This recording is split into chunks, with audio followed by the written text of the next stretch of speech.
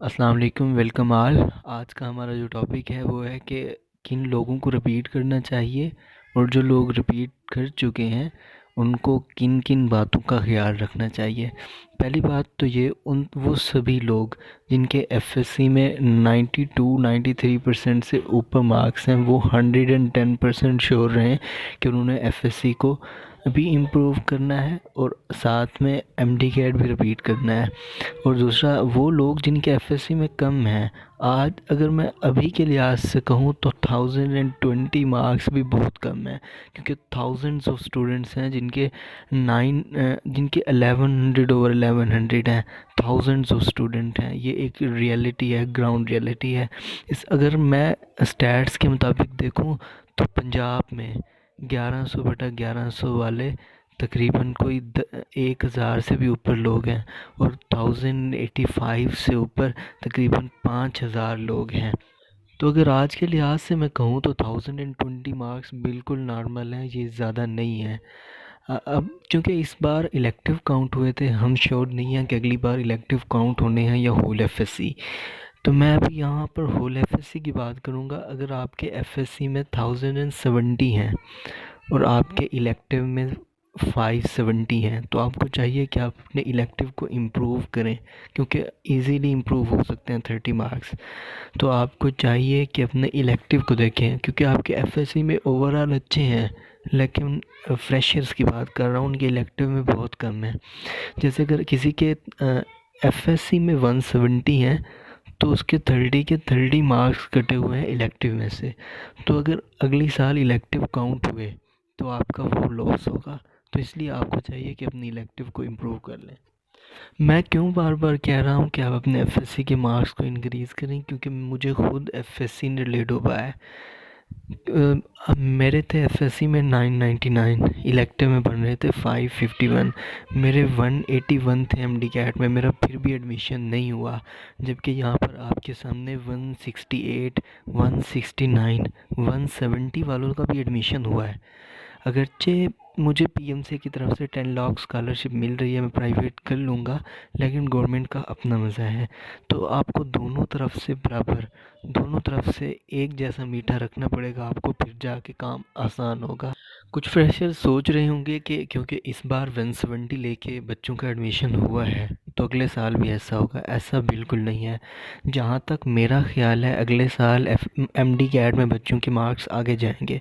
इस बार आगे क्यों नहीं बढ़े, इसके 2-3 वजूहत हैं। कुछ ये कि सिस्टम बिल्कुल नया था, ऑनलाइन टेस्ट होना था, ना पीएमसी संभाल सकी ना बच्चे समझ सके। दूसरी बात ये कि पीएमसी का क्वेश्चन बैंक थोड़ा अजीब था, बच्चों को नहीं पता चल रहा था कि क्वेश्चन आ कहाँ से रहे हैं। अब उनको पता चल गया कि क्वेश्चंस ये कुछ आ रहे हैं फेडरल से, कुछ आ रहे हैं पंजाब की बुक से और कुछ आ रहे हैं इंडियन वेबसाइट से। तो अब बच्चों ने हर लिहाज से उनको प्रिपेयर करना है। तो और इसकी तीसरी मेजर वजह क्या है, जो अगली बार एमडी कैट के मार्क्स बढ़ने हैं। पिछली बार सिलेबस बिल्कुल एंड में आया था, मतलब 2 या 3 मंथ थे जब सिलेबस आया था, लेकिन अब की बार सिलेबस फरवरी में या जनवरी के एंड में आ जाना है। तो बच्चों के पास बहुत ज़्यादा टाइम होगा कि वो सिलेबस को वो एटलीस्ट 5 to 6 टाइम्स भी टेस्ट दे सकते हैं और रिवीजन कर सकते हैं। तो अगली बार मैं 110% श्योर हूँ कि एमडी कैट में मार्क्स बहुत ज़्यादा आएंगे, आप देखिएगा। इसीलिए अभी अपने एफएससी को भी साथ लेके चलें और एमडी कैट को भी साथ लेके चलें। एफएससी को बिल्कुल ना छोड़ें, इसका बहुत इम्पोर्टेंट रोल है। मैं अपनी एग्जांपल बता चुका हूँ आपको, सिर्फ मैं ही नहीं, मेरे जानने वाले बहुत से लोग एफएससी से इफ़ेक्टिव हुए हैं। अब मैं आपको थोड़ा सा ओवरव्यू दूंगा कि आपके एफएससी में इतने हों और एमडी कैट में इतने हों तो काम आसान हो जाएगा। एक बात मैं पहले बता दूं कि मैं यहाँ होल एफएससी को काउंट करूँगा, मैं इलेक्टिव को काउंट नहीं करूँगा। इलेक्टिव का इससे ज़्यादा रेशो हो सकती है, कम नहीं हो सकती। अगर आपके होल एफएससी में है 1070, तो आपको एमडी कैट में हर हाल में 180 प्लस लेने हैं, तभी जाके आपकी सीट सिक्योर होगी और इंशाल्लाह होगी। अगर आपके एफएससी में है 1050, तो आपको एमडी कैट में 185 मार्क्स या उससे ज़्यादा लेने पड़ेंगे। अगर आपके हैं एफएससी में 1030, तो आपको MD कैट में 190 प्लस 110% चाहिए।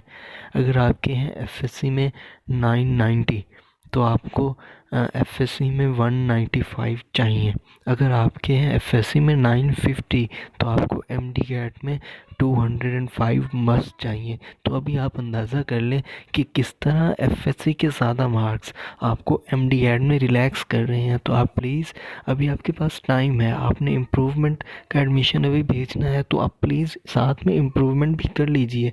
FSC का बहुत मेजर रोल है, बहुत ज़्यादा। ये आपको मैं अभी से बता रहा हूँ, आप प्लीज़ मेरी बात समझिए और अपने FSC को भी इम्प्रूवमेंट का टाइम दीजिए और साथ में MD कैट को भी लेके चलना है। दोनों को बैलेंस रखें, ये नहीं कि किसी एक की तरफ झुल जाएं, नहीं, दोनों तरफ आपने बैलेंस के साथ चलना है। अब मैं थोड़ा सा अपना एक्सपीरियंस बताऊंगा कि बुक्स कौन सी यूज़ करनी है। आपको सबसे पहले अपने बोर्ड की बुक यूज़ करनी है। जैसे मैं पंजाब बोर्ड से हूँ तो मुझे PTB ही यूज़ करनी है। और जब मुझे PTB 110% श्योर हो जाए कि ये मुझे बिल्कुल A to Z याद हो गई, मुझे आती है, समझ है मेरी, उसके बाद मैं पढ़ूँगा फेडरल की। ये दोनों पढ़ने एनफ है। फेडरल और पंजाब ये हर बच्चे को आनी चाहिए। अगर आप सिंध से हैं तो आप पंजाब और फेडरल ज़रूर पढ़ें। अगर आप KPK से हैं तो भी पंजाब और फेडरल ज़रूर पढ़ें। लेकिन जो पंजाब के बच्चे हैं वो सिर्फ पंजाब और फेडरल पढ़ें, क्योंकि पिछले साल या उससे पिछले साल अगर हम देखें ना तो तो PMC ने जो दो बुक्स फॉलो की हैं ज़्यादातर वो हैं पंजाब और फेडरल। तो पंजाब वाले KPK या सिंध में ना पढ़ें, वो सिर्फ पंजाब और फेडरल की ही पढ़ें। अब हम बात करेंगे प्रैक्टिस बुक्स की। प्रैक्टिस बुक आपके पास कोई भी एकेडमी की प्रैक्टिस बुक हो चलेगी। ये नहीं है कि आप 110% श्योर हैं कि इस बुक में से PMC ने क्वेश्चन उठाने हैं, ऐसा बिल्कुल भी नहीं है। PMC ने सेल्फ जनरेटेड क्वेश्चन देने हैं। आपका प्रैक्टिस का जो मेजर मकसद होता है वो ये कि आप अपना सेल्फ एनालिसिस कर सकें कि ये यूनिट आपको कितना तैयार है। तो आप किसी भी एकेडमी की, चाहे किप्स है, स्टेप्स है, स्टार्स है, ग्रिप है, इरा है या दूसरे भी सिंध की जो एकेडमीज़ हैं, आप जहाँ किसी की भी बुक से पढ़ें, प्रैक्टिस करें, कोई इशू नहीं है।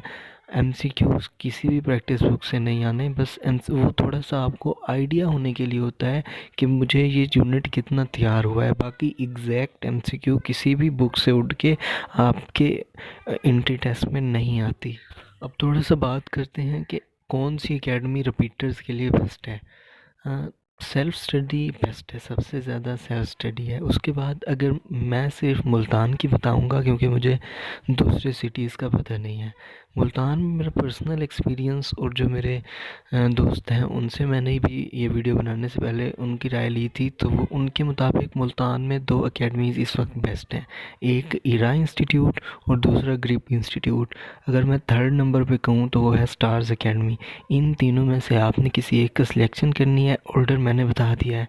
अगर आप थोड़ा सा अफोर्ड कर सकते हैं तो आपको बहुत ही अच्छी क्वालिटी मिलेगी एजुकेशन के लिहाज से भी, और वहाँ पर सिस्टम भी अच्छा है और हर तरह से वो एक अच्छी एकेडमी है। इरा इंस्टीट्यूट थोड़ी सी महंगी है लेकिन बेस्ट है। उसके बाद ग्रिप इंस्टीट्यूट, उसके बाद स्टार्स एकेडमी। आप इन तीनों में से किसी एक की सिलेक्शन कीजिएगा, बाकियों के बारे में मैं श्योर नहीं हूँ।